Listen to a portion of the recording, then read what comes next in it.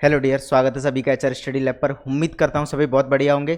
तो संबंध एवं फलन अपना पहला टॉपिक है, तो आज इसका लेक्चर पूरे होने वाला है। ठीक है, तो जहाँ से हमने छोड़ा था वहीं से अपन आगे कंटिन्यू करते हैं। ठीक है भाई, चलो। तो पहला क्वेश्चन क्या है आपका, मतलब कि एग्जाम्पल 5। तो एग्जाम्पल 4 तक अपन पिछली क्लास में कंप्लीट कर चुके थे। आज अपन स्टार्ट करते हैं एग्जाम्पल नंबर 5 से। ठीक है, आपके सामने एक सिद्ध करना है आपको पूर्णांकों के एक समुच्चय जेड। जेड क्या होता है? इंटीजर होते हैं। जेड क्या होता है? इंटीजर होते हैं, पूर्णांक होते हैं। वहाँ पे आपके लिए एक रिलेशन दिया है कि जो ए और बी है वो किस प्रकार है कि संख्या 2 a माइनस बी को विभाजित करती है। तो आपको यह सिद्ध करना है कि ये तुल्यता संबंध है। क्या सिद्ध करना है? तुल्यता संबंध, इक्विवेलेंस रिलेशन है। क्लियर है? चलिए, तो आपको फॉर्मेट सभी को पता है कि हम कैसे सॉल्व करते हैं। तो इंटीजर के आप सभी जानते हैं। इंटीजर क्या होते हैं बच्चों? आपकी माइनस में भी संख्या होती हैं, माइनस में भी संख्या होती हैं, और जीरो प्लस में इंटीजर होते हैं, पॉजिटिव इंटीजर होते हैं। ये आपके अनंत तक चलते जाते हैं, ऐसे माइनस में भी अनंत तक चलते जाते हैं। ये सभी क्या होते हैं? आपके पॉजिटिव इंटीजर होते हैं। बात समझ में आई? तो ये सभी क्या होते हैं? आपके पॉजिटिव इंटीजर होते हैं। तो वही दिया है आपके सामने, जो सेट दिया उसके अंदर क्या है? इंटीजर है। देखिए, ए माइनस बी को विभाजित करता है, तो आपको सबसे पहले क्या निकालना पड़ेगा? आप कहेंगे सबसे पहले हम चेक करेंगे क्या? स्वतुल्य संबंध। स्वतुल्य संबंध। देखो, स्वतुल्य संबंध, स्वतुल्य को इंग्लिश में क्या बोलते हैं? Reflexive relation. Reflexive relation. देखिएगा, ध्यान से समझना। तो स्वतुल्य संबंध क्या होता था कि खुद का खुद के साथ रिलेशन, खुद का खुद के साथ रिलेशन ही आपका क्या होता था? स्वतुल्य संबंध होता था। मतलब कि यदि a comma A belongs to R, मतलब कि a कॉमा ए इस संबंध में है, तो अपन बोल देंगे कि वो स्वतुल्य संबंध है। तो a कॉमा ए कैसे होंगे? आप बोलोगे कि a माइनस ए आपका 2 से विभाजित होना चाहिए। a कॉमा ए माइनस ए आपका 2 से विभाजित होना चाहिए। अब मान के चलो a में से a जाएगा तो क्या आएगा? 0। तो क्या 0 में 2 से भाग देंगे तो क्या निकल के आएगा? 0। क्या 0 आपका इंटीजर है? क्या 0 आपका इंटीजर है? आप कहेंगे बिल्कुल है, बिल्कुल है। मतलब कि a माइनस ए आपका a माइनस ए क्या होता है? 2 से विभाजित होता है। कोई भी नंबर ले लो, कोई भी आप पूर्णांक ले लीजिए। जैसे कि मान के चलो मैंने 2 लिया, तो 2 माइनस 2 क्या 2 से विभाजित होगा? आप कहेंगे आना ऊपर 0 ही है, तो 2 से जब भाग करेंगे तो क्या आएगा? 0 आएगा। 0 आपका इंटीजर होता है, 0 आपका इंटीजर होता है। अब आपको ये नहीं मान के चलना है कि किसी संख्या को आप 0 से भाग दे दो, नहीं। अंश में 0 आ सकता है, अंश में 0 आ सकता है, तो उसको किसी भी संख्या से भाग दो तो 0 आपका निकल के आएगा। यदि किसी इंटीजर को अपन 0 से भाग देते हैं तो वो क्या होता है? अपरिभाषित हो जाता है। ठीक है, तो आपको क्या करना है कि 0 में किसी भी संख्या को भाग देंगे तो 0 आएगा, लेकिन किसी भी संख्या में 0 से भाग नहीं देना है। किसी भी संख्या में क्या है? 0 से भाग नहीं देता है। क्लियर? अब देखिए, स्वतुल्य संबंध के लिए मैंने बोला कि जो आपके सामने a comma A belongs to R होना चाहिए। आप कहेंगे है तो आप बोल सकते हो। तो यहां लिखना है आपको कि संख्या दो a माइनस ए को विभाजित करती है। संख्या 2 a माइनस ए को विभाजित करती है।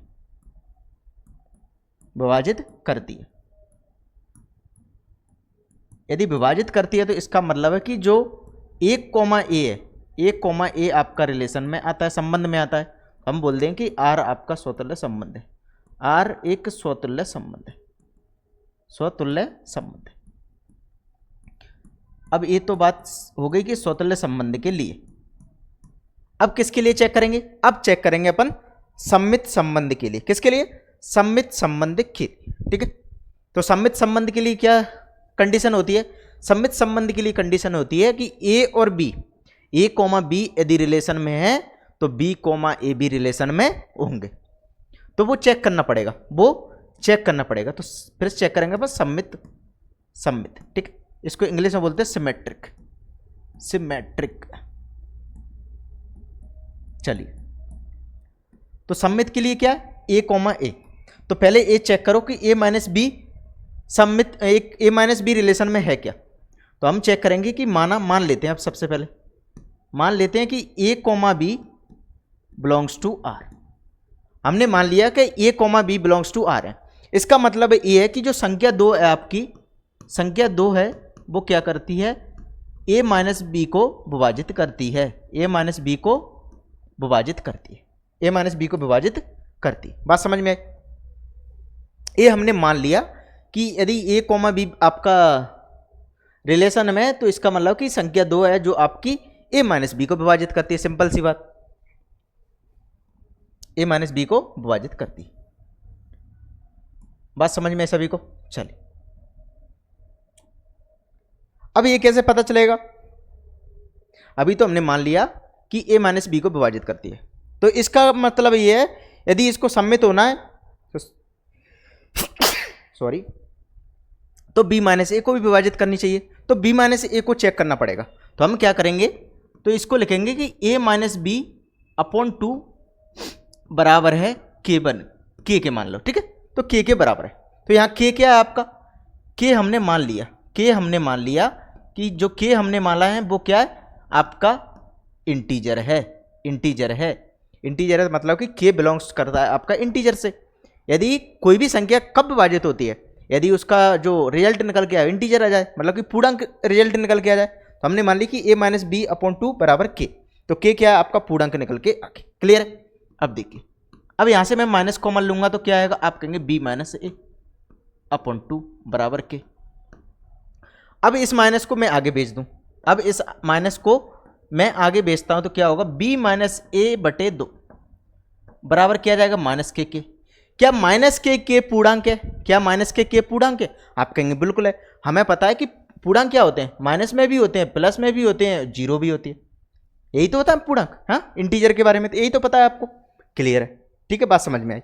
अब यहाँ पर क्या लिख सकते हो आप कि माइनस के आपका बिलोंग करता है जेड, जेड का मतलब है इंटीजर, जेड का मतलब क्या है बच्चों, इंटीजर मतलब। ठीक है, तो हमने देख लिया कि b माइनस ए बी आपका 2 से डिवाइड हो रहा है, b माइनस 2 यदि आपका k से डिवाइड 2 से डिवाइड हो रहा है तो इसका मतलब कि b कॉमा ए बी इस रिलेशन में है, b कॉमा ए क्या है आपके इस संबंध में है।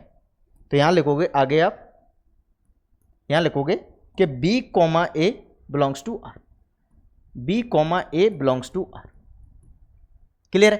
तो हमने देख ली a comma B belongs to R है, तो इसका मतलब b comma A B belongs to R है। हम बोल देंगे संबंध, संबंध आर सम्मित संबंध है, सम्मित संबंध है। ठीक है, चलो, सम्मित है, सम्मित है। क्लियर है? इतना लिख दो बस, बात बन जाएगी, सम्मित है।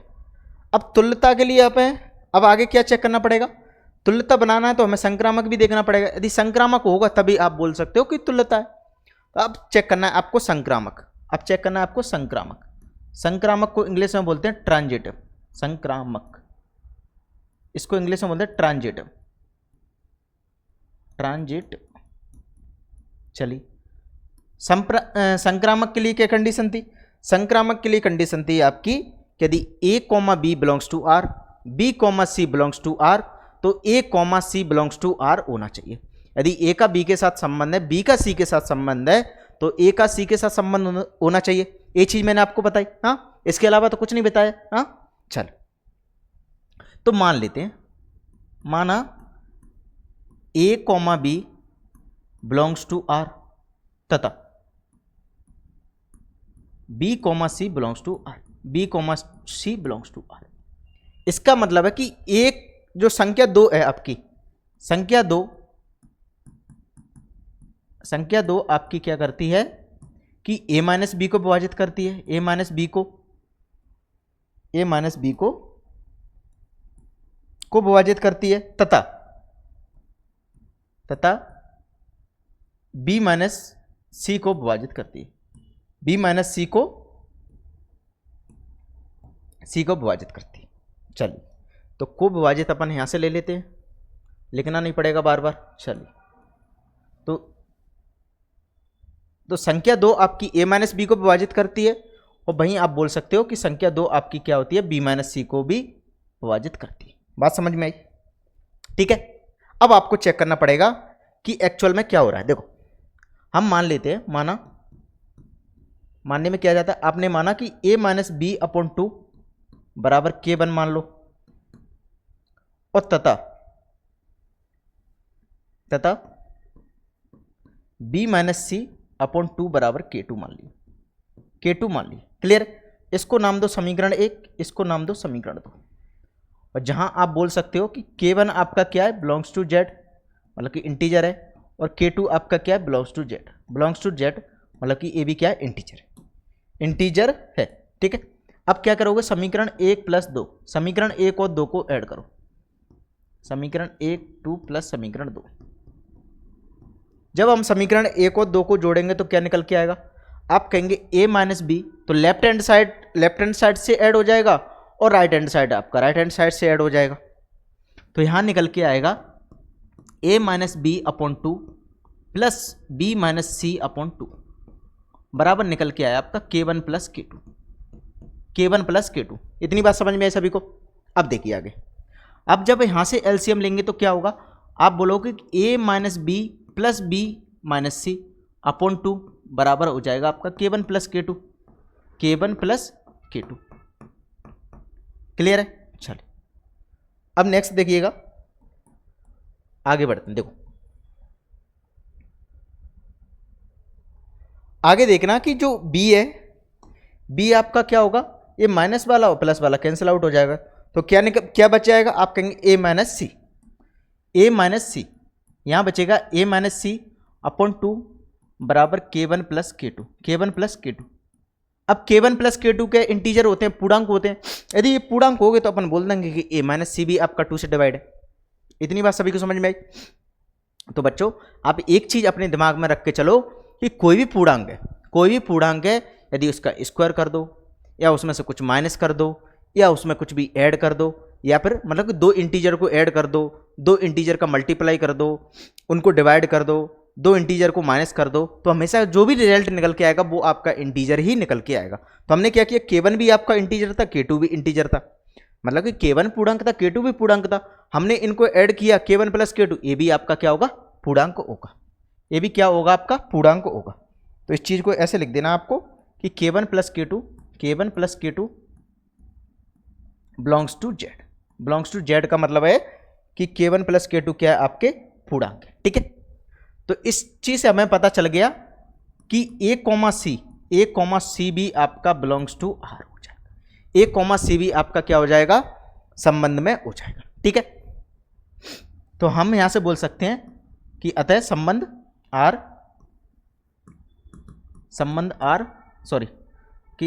आपका संबंध R संक्रामक संबंध है। इतनी बात सभी को समझ में आई? अभी तक हमने देख लिया, स्वतुल्य निकाल लिया, सम्मित निकाल लिया और आपका संक्रामक भी निकाल लिया। तो लास्ट में आप एक लाइन लिख सकते हो, चूंकि संबंध R स्वतुल्य कॉमा सम्मित तथा संक्रामक है, इसलिए संबंध R तुल्यता संबंध होगा, इसलिए संबंध R तुल्यता संबंध होगा, तुल्यता संबंध होगा।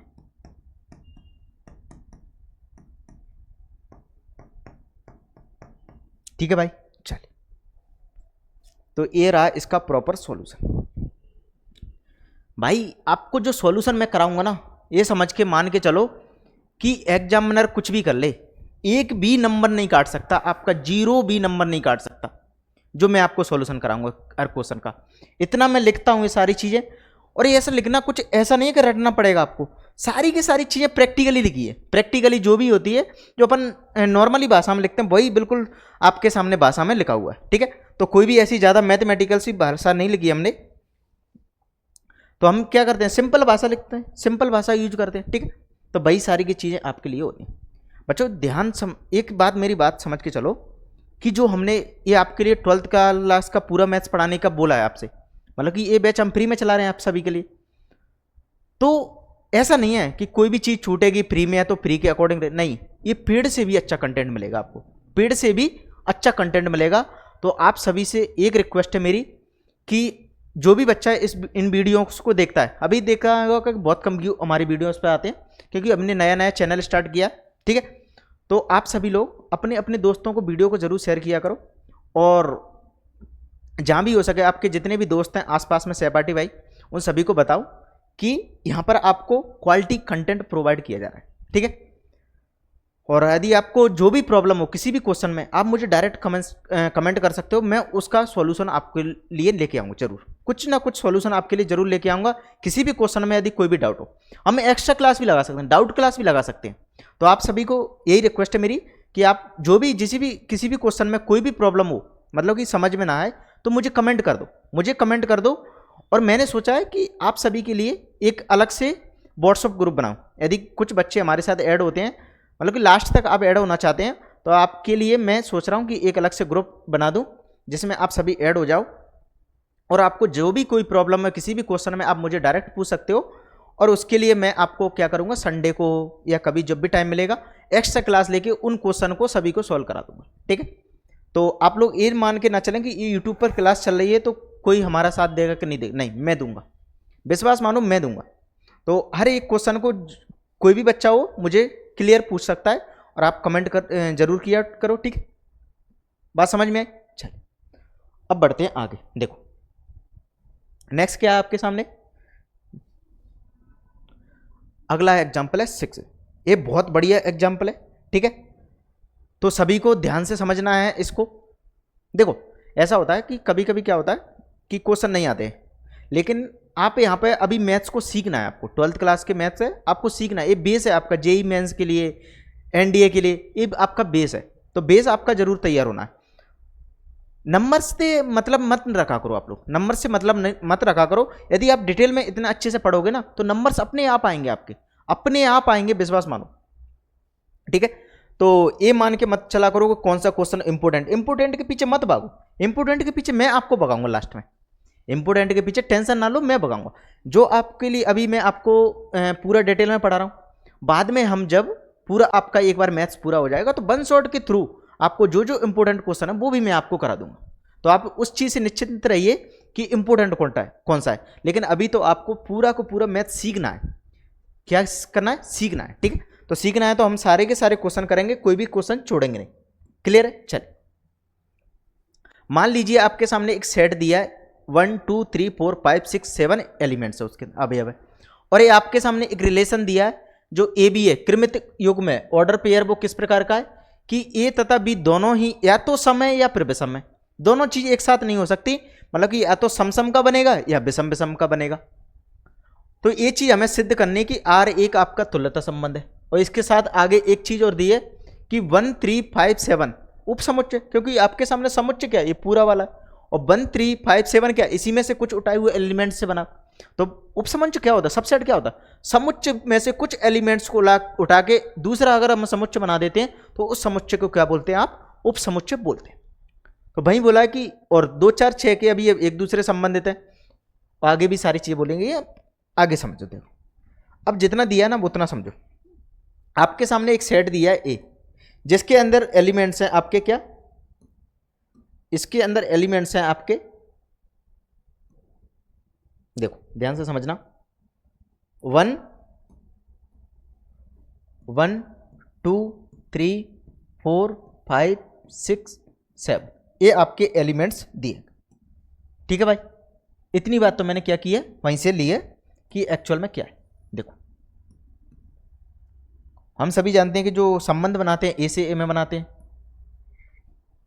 यहां क्या चीज बोलेगी कि जो सम वाले हैं वो सम के साथ, विषम वाले हैं विषम के साथ।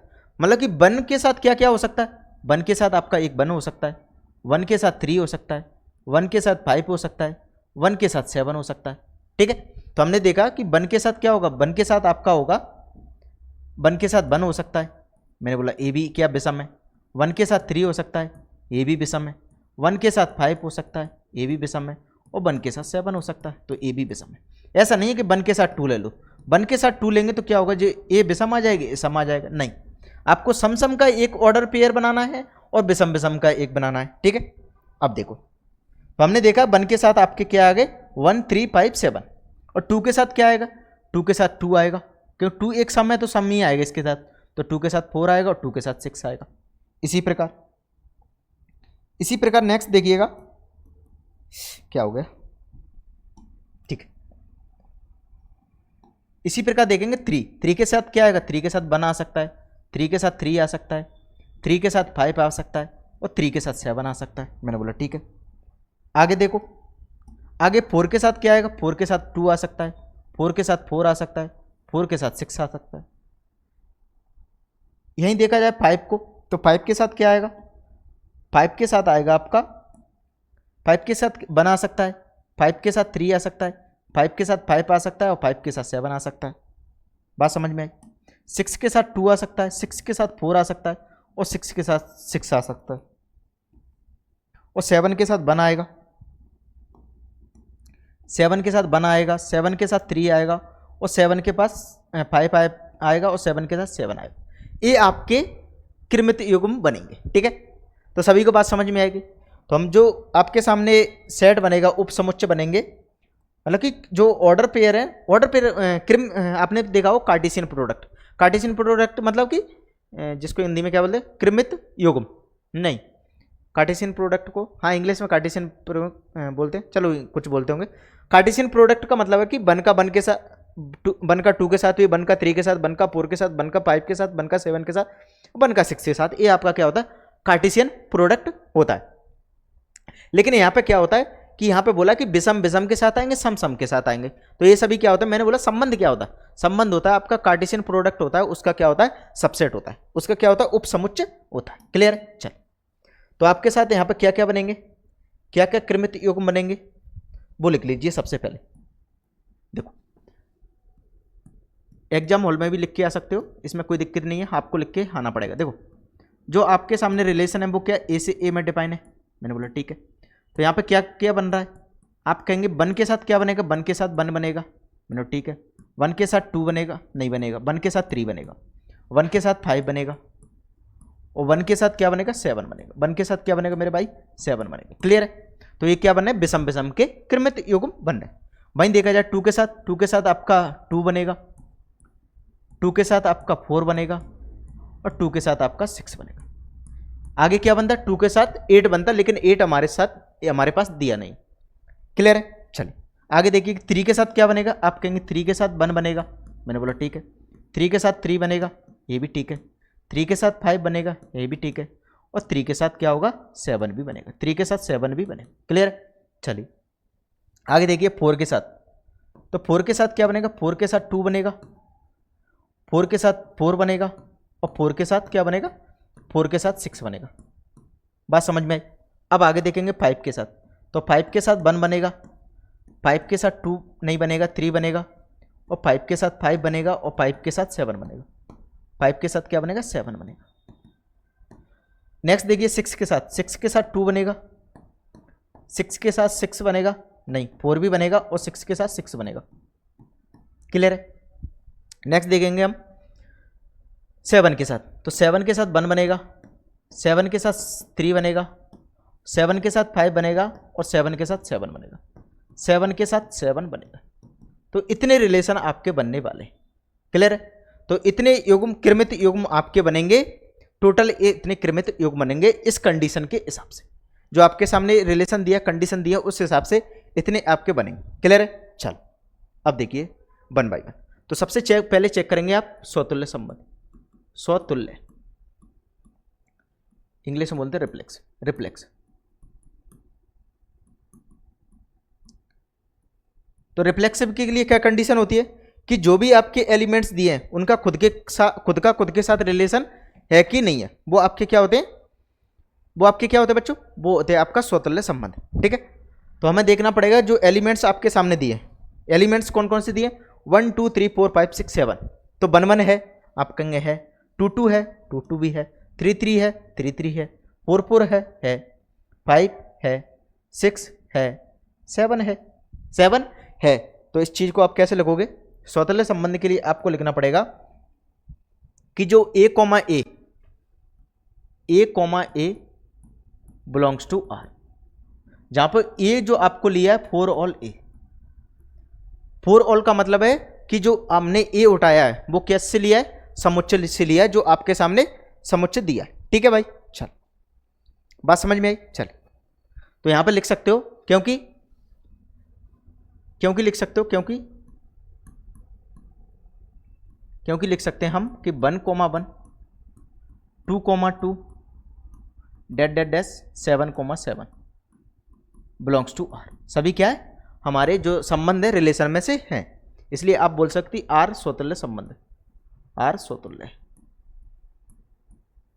स्वतुल्य संबंध है। इतनी बात समझ में आई सभी को? तो स्वतुल्य के लिए समझ में आ गया सभी को, स्वतुल्य क्यों हुआ? सभी को समझ में आया? चलिए नेक्स्ट चेक करेंगे अपन सम्मित संबंध के लिए। नेक्स्ट चेक करेंगे अपन सम्मित संबंध के लिए। ठीक है, सम्मित को इंग्लिश में क्या बोलते हैं? Symmetric.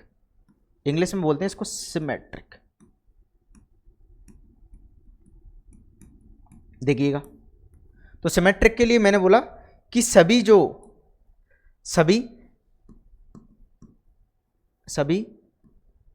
A comma B belongs to R के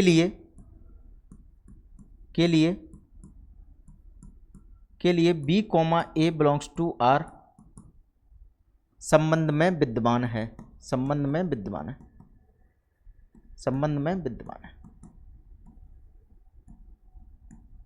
ये हम कैसे मान लें कि विद्यमान है कि नहीं?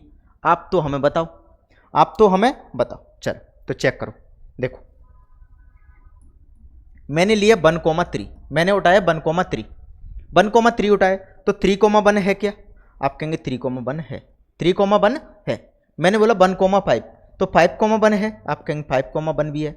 1,7 तो 7,1 है, आप कहेंगे 7,1 है, 7,1 है। ठीक है, अब देखो आगे चेक करेंगे अपन 2 के लिए। इनको छोड़ दो, जो आपके सामने सेम होते हैं ना, 1 1 2 2 3 3, इनको छोड़ दो, इनसे कोई फर्क नहीं पड़ेगा क्योंकि 1 2 2 इसका उल्टा क्या होगा? 2 2 होगा, तो 2 2 तो ऑलरेडी है। आगे चेक करो, इसको चेक करो। देखो इसको चेक करो कि 2 का 4 के साथ है क्या? 4 का 2 के साथ है, आप कहेंगे 4 का 2 के साथ है। 2 का 6 के साथ है क्या? 6 का 2 के साथ है, 6 का 2 के साथ है। हो गया, ठीक है। अब आगे बढ़ो, आगे चेक करेंगे अपन कि 3 का 1 के साथ है, 1 का 3 है, 3 का 3 के साथ है, 3 का 3 हो जाएगा। 3 का 5 के साथ है, 5 का 3 के साथ है। 3 का 7 के साथ है, 7 का 3 के साथ है। तो आप किसी को भी चेक कर लेना, सभी में आपको मिल जाएगा, मतलब कि ए और बी और बी और ए आपके दोनों मिल जाएंगे। ठीक है, तो मैंने चेक किया, ऐसा नहीं है ऐसे लिख देना, नहीं, चेक करना पड़ेगा भाई, चेक करना पड़ेगा। यदि घुमा के क्वेश्चन पूछ लिया जाए तो बात बन सकती है ना, गड़बड़ हो जाएगी, तो आपको चेक करना पड़ेगा। तो मैंने चेक किया हुआ है, इसलिए मैंने बोल दिया कि सभी a comma B belongs to R के लिए b comma A belongs to R संबंध में विद्यमान है। ठीक है भाई, इसलिए बोल सकते हैं आर आपका क्या हो जाएगा? सम्मित संबंध है। इसलिए हम बोल सकते हैं आर आपका क्या है? आर सम्मित संबंध है, सम्मित संबंध है। बात समझ में? अब चेक करो, अब आगे बढ़िएगा। अब चेक करेंगे अपन संक्रामक संबंध। क्या चेक करेंगे? संक्रामक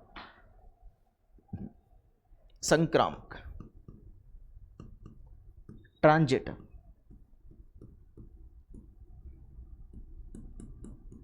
ट्रांजिटिव के लिए मैंने क्या बोला? ट्रांजिटिव के लिए कंडीशन क्या होती है कि ए कॉमा बी और बी कॉमा सी यदि संबंध में है तो ए कॉमा सी भी संबंध में होगा, ए कॉमा सी भी संबंध में होगा। देखो अब यहाँ चेक करते हैं सबसे पहले। अब मैं आपको चेक करके बताता हूँ। देखो मैंने लिया 1,3 1,3 लिया, ये आपका क्या है? बिलोंग्स टू आर है, बिलोंग्स टू आर है। एंड तथा बोल दो, एंड मैंने बोला कि 3,2 belongs to R, 3,2 belongs to R है। इसके बाद 3,1 ले लिया, 3,5 ले लिया और 3,7 ले लिया, 3,7 ले लिया। इतने मैंने ले लिया और सभी क्या है? 1 का 3 के साथ है, वहीं 3 का 2 के साथ, 1 का 3 3 का 1 के साथ, 1 का 3 3 का 5 के साथ, 1 का 3 3 का 7 के साथ। अब ये चेक करना है हमें कि यदि 1 का 3 के साथ है, 3 का 1 के साथ है, तो 3 3 को हटाओ तो क्या बचेगा?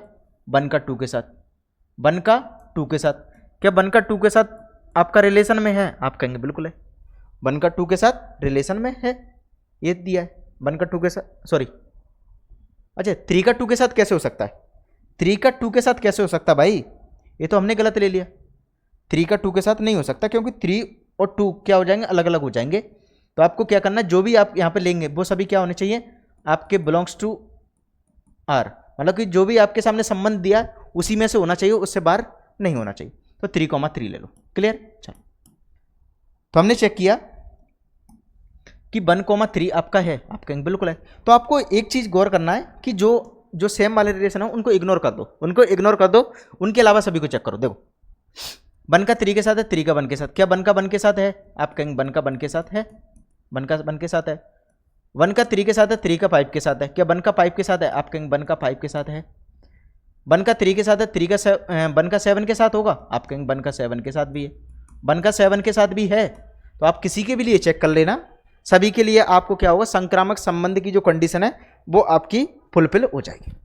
तो संक्रामक संबंध की कंडीशन जो भी होगी आपकी वो फुलफिल हो जाएगी। आगे चेक कर लो। अब आगे एक और चेक कर लेते हैं। देखो मैंने बोला 2 का 1 के साथ है, 2 का 2 के साथ है, 2 का 4 के साथ है। क्लियर है। तो क्या 4 का 2, और हमने बोल दिया कि 4 का आपका 6 के साथ है, क्या 2 का 6 के साथ है, आप कहेंगे 2 का 6 के साथ है भाई, 2 का 6 के साथ है, ये है ना, 2 का 6 के साथ है। तो क्या हुआ, सभी के लिए कंडीशन आपकी क्या होगी बच्चों, सेटिस्फाई हो जाएगी। बात समझ में आई। ठीक है। चल अब बढ़ते हैं आगे, चलिए। तो इसको ऐसे लिख देना, यदि A, B belongs to R तथा B, C belongs to R तब A, C belongs to R विद्यमान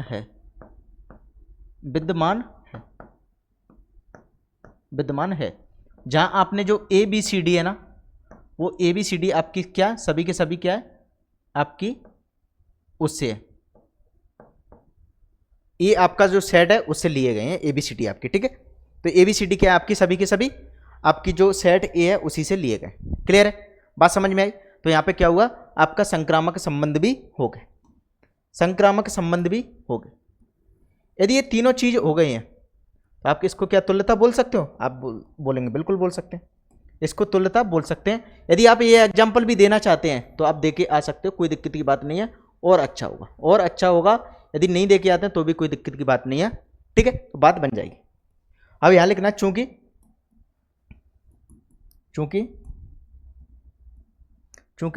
संबंध R क्या है आपका, सम्मित है, स्वतुल्य, सम्मित तथा संक्रामक है,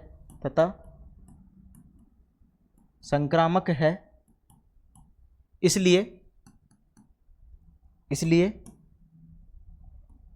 है तुल्यता संबंध भी, इसलिए संबंध R तुल्यता संबंध है, तुल्यता संबंध है। क्या किसी भी बच्चे को इसमें कोई भी कंफ्यूजन है? मुझे नहीं लगता किसी को भी किसी भी प्रकार की कोई दिक्कत यहां तक होनी चाहिए। अब यहां तक तो बात हो गई आपकी, लेकिन इस क्वेश्चन में ना थोड़ा आगे और दिया। आगे क्या बोला कि सिद्ध कीजिए कि उपसमुच्चय 1, 3, 5, 7 के सभी अवयव एक दूसरे से संबंधित है। तो ये चीज तो यहां पर क्लियर दिख रही है कि 1, 3, 5 के सभी अवयव एक दूसरे से संबंधित हैं, क्योंकि सभी क्या विषम है। तो विषम है तो वो आपको एक दूसरे से कनेक्टेड है। हमने बोला 1 को आपको 1 के साथ है, 3 के साथ है, 5 के साथ, 7 के साथ। इसी प्रकार 3 है आपका 1, 3, 5, 7। इसी प्रकार 5 है 1, 3, 5, 7। 7 है आपका 1, 3, 5, 7, 1, 3, 5, 7। तो यहाँ बात हो गई, ये आप चीज क्लियरली बोल सकते हो, हाँ एक दूसरे के संबंधित है। ठीक है। और दूसरी चीज बोली उपसमुच्चय 2, 4, 6। तो 2, 4, 6 क्या सभी सम है, तो सभी सम आपस में एक दूसरे कनेक्टेड है कि नहीं है, आप बोलेंगे बिल्कुल है। 2 का 2 के साथ है, 2 का 4 के साथ है, 2 का 6 के साथ है।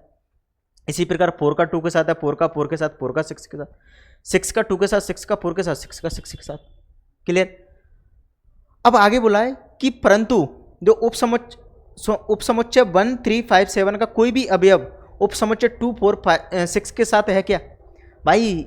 क्लियरली बोला है कि विषम के साथ है, सम के साथ है। तो इनका कनेक्शन इनके साथ कैसे हो सकता है? इनका कनेक्शन कैसे हो सकता है? तो ये भी बात सेटिस्फाई हो गई कि इनका कोई संबंध नहीं है, इनका कोई संबंध नहीं है, एक दूसरे से बिल्कुल कोई संबंध नहीं है।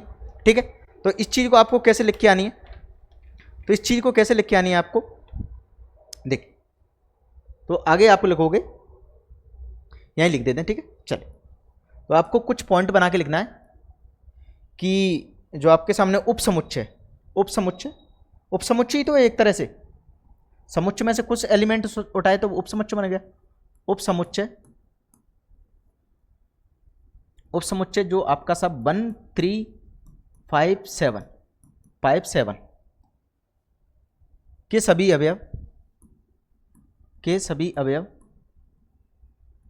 अवयव एक दूसरे से संबंधित है, एक दूसरे से संबंधित है।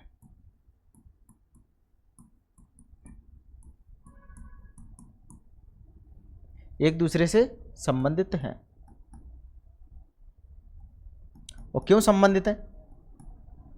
ये तो हमने बोल दिया कि संबंधित है, क्योंकि सभी अवयव क्या है आपके, क्योंकि इसके सभी अवयव क्या है? विषम है। क्योंकि इसके सभी अवयव विषम है, क्योंकि इसके सभी अवयव विषम है। सभी अवयव क्या बच्चों? विषम। ठीक है भाई, सेम चीज आपको किसके लिए करनी है? सेम काम करना है आपको 2 4 6 के लिए, 2 4 6 के लिए। देखो, अब एक पॉइंट और लिखना है आपको दूसरे के साथ, दूसरा पॉइंट बनाना है आपको। जो आपके सामने उपसमुच्चय कौन सा लेना है इस बार? 2 4 6। उपसमुच्चय आपको लेना है 2 4 6, 2 4 6। तो 2 4 6 के सभी अवयव एक दूसरे से संबंधित हैं क्योंकि इसके सभी अवयव क्या है बच्चों? इसके सभी अवयव आपके हो जाएंगे यहाँ पर विषम है। इसके सभी अवयव क्या हो जाएंगे? विषम, समय। इतनी बात समझ में आई? तो हमने 2 पॉइंट आपके थे वो सिद्ध करके बता दिए, क्योंकि विषम है इसलिए वो एक दूसरे से संबंधित हैं, क्योंकि समय इसलिए वो एक दूसरे से संबंधित है। ठीक है, अब आगे देखेंगे। आगे क्या बोला था कि जो उपसमुच्चय 1 3 5 7 और उपसमुच्चय आपका 2 4 6 के जो एलिमेंट्स हैं वो एक दूसरे से संबंधित नहीं है, तो इस चीज को कैसे लिखोगे आपको कि 1 3 5 7 का कोई भी अवयव 2 4 5 6 के किसी भी अवयव से संबंधित नहीं है, क्योंकि 1 3 के अवयव विषम है, जबकि 2 4 6 के अवयव क्या है? सम। 2 4 6 के अवयव सब क्या है? सम है। ठीक है, तो आपको लिखना है उपसमुच्चय 1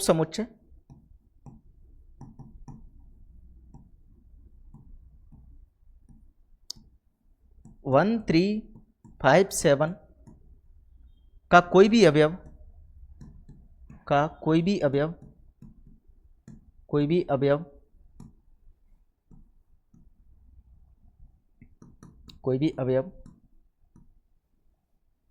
उपसमुच्चय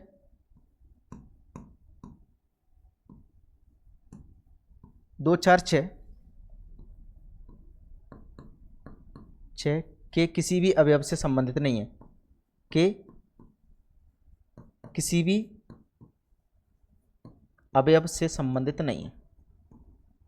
अवयव से संबंधित नहीं है।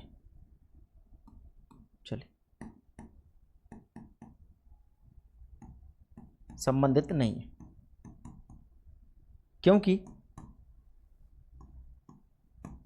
क्योंकि आपको बताना पड़ेगा, क्योंकि उपसमुच्चय 1 3 5 7 के अवयव विषम, के सभी अवयव विषम है, जबकि 2 4 6 के सम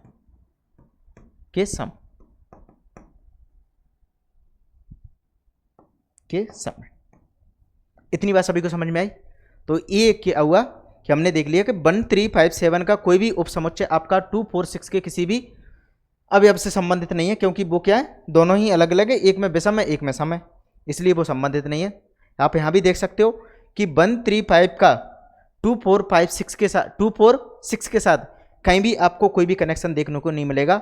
आपको सम का सम के साथ मिलेगा और विषम का विषम के साथ मिलेगा। ठीक है, तो इस चीज़ को आपको जरूरी नहीं है ये डायग्राम आपको बना के आना है।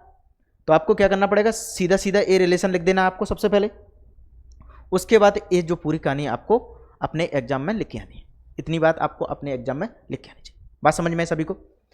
तो जितने भी एग्जाम्पल थे प्रश्नावली 1.1 के आज अपने वहाँ पर समाप्त हो चुके हैं।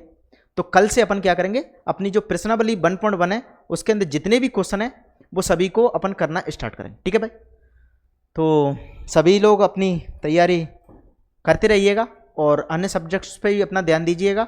अभी बहुत टाइम है, अभी अप्रैल आपका चल रहा है, तो हम आराम से, आपको ज़्यादा प्रेशर नहीं लेना है, आराम से सारी चीज़ें आपकी कवर हो जाएंगी। तो आप डोंट वरी, कोई भी आपको टेंशन लेने की ज़रूरत नहीं है। ठीक है भाई, चलिए तो मिलते हैं नेक्स्ट क्लास के अंदर। तो आज के लिए इतना ही। जय हिंद, जय भारत।